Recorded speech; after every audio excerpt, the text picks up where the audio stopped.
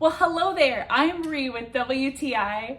And is this the answer to finding a treat that I feel good about feeding Emmy and that she actually loves?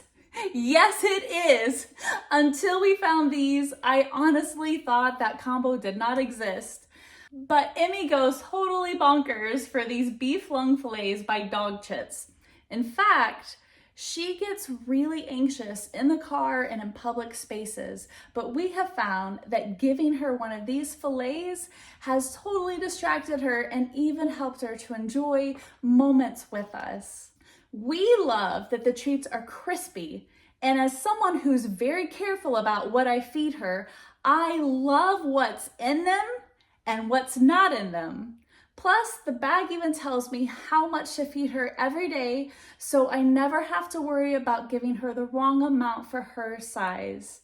And a fun bonus, because of the texture, they even give her teeth a little cleaning action. We have finally found the perfect high-value reward treat.